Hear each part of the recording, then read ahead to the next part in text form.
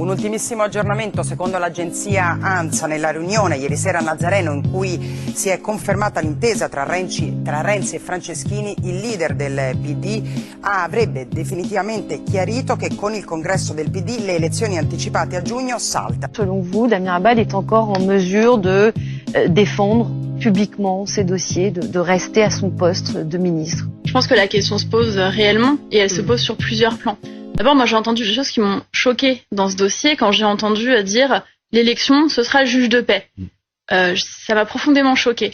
À la fois, ça m'a choquée en tant qu'activiste féministe, mais ça m'a aussi choquée en tant qu'ancienne membre du gouvernement dans un ministère régalien. Non, on ne peut pas dire la justice se fait pas dans les plateaux de télévision ou sur les réseaux sociaux et dire en fait la justice elle va se faire au vote. Il y a des innocents qui sont battus à des élections, il y a des coupables qui remportent des élections. Vous aimeriez revenir? Ce n'est pas sur la table à l'heure actuelle. Moi, je suis en train de travailler à créer une activité pour améliorer l'égalité femmes-hommes dans l'économie et dans la société. Ouais. Ça fait 2 mois maintenant, donc je travaille à cela avec beaucoup de personnes autour de moi qui m'aident et qui me soutiennent dans ce projet. Donc, je voudrais qu'on respecte Bernard Montiel. C'est quand même Patrick de Sous le Soleil. Il y a une Patrick Ma Saint-Val. génération. Patrick Saint-Val, absolument. Ouais, j'étais une star il y a longtemps. Caroline Drancourt arrive. C'est vrai. Oh là là. Alors justement, mais Marlène, une fois qu'on n'est plus ministre, comment ça se passe? On fait ses petits cartons, on prend la sentence est irrévocable. Le Voilà, flambeau, on prend son... et puis faire tous les cartons, etc. Et c'était un peu soudain, rapide. Et un peu dur, même s'il faut toujours relativiser, comme je disais tout à l'heure. Il y a des situations évidemment bien plus difficiles dans la vie, mais c'est jamais agréable de vous sortir, voilà, et surtout de l'annoncer aux enfants, de dire, voilà, on va déménager, vous changez d'école, tout ça. Et donc là, j'avais anticipé, donc mes cartons, ils étaient faits depuis plusieurs mois, puisque je savais que le quinquennat se terminait. Donc j'étais préparée à ça, mais c'est vrai que quand vous terminez, en fait, vous avez ce qu'on appelle le BDC, le bureau des cabinets. Je raconte tout ça aussi. Le BDC, c'est le bureau des cabinets. Vous avez raison de le préciser, mais je voulais dire la politique en tant que ministre. Manifestement, c'est fini, mais manifestement aussi, il y a d'autres manières. Et ça n'était pas votre choix, juste pour bien comprendre? Alors moi, j'ai choisi de pas être candidate aux élections législatives. J'ai toujours été très claire là-dessus. Et d'ailleurs, ce qui est assez drôle, si je peux me permettre, c'est que les journalistes ne m'ont pas cru. Et tu as un talent et je pense que tu devrais te tourner vers les médias après. Et je lui ai toujours dit, hein, c'est vrai que voilà, je lui ai toujours dit. Après, je lui ai dit, après tu travailleras avec qui tu voudras. Bien sûr, si tu veux travailler avec moi, voilà, je te laisserai ma carte. Voilà, c'est ce que je dis.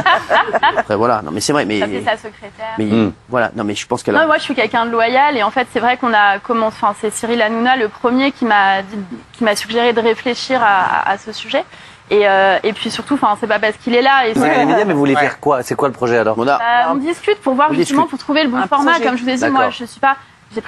J'ai dirigé une agence de production de contenu dans le passé, mais c'était des contenus sur le web. Le format n'est pas le même. Le monde de la télé, je suis pas productrice télé. Donc moi j'ai des projets. Ensuite je vois Cyril et il a la gentillesse de me conseiller et de me dire ça c'est plutôt un truc radio, ça c'est plutôt un truc télé, ça c'est plutôt web.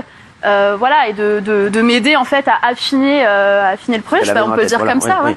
Mais même si ce soir ça n'est pas sur la table, si dimanche matin Elisabeth Borne vous appelle, est-ce que vous y allez ou pas? Vous tenez absolument ce que j'aille au gouvernement. C'est très gentil, je vous en remercie. Mais parce que votre nom a pu circuler, donc c'est bien pour comprendre dans quel état d'esprit vous êtes. Je veux dire, si vous aviez l'occasion de faire un nouveau parti d'un gouvernement d'Emmanuel Macron et d'Elisabeth Borne, est-ce que vous iriez? Moi, je suis dans un état d'esprit très clair, qui est qu'aujourd'hui, je me consacre à d'autres projets que je monte. Et en même temps, je vous dis ça aujourd'hui, mais comme tous les gens qui font de la politique, le jour où on voit Emmanuel Macron qui s'affiche sur notre téléphone portable et qu'on décroche, en fait, quand on est au service de son pays, je pense qu'on est beaucoup à dire qu'on reste au service de son pays, mais qu'il y a beaucoup de manières de l'être, et notamment, je crois que dans la société civile, d'où je viens, et dans l'entrepreneuriat et dans l'activité auprès de la société civile, il y a aussi beaucoup de choses à faire.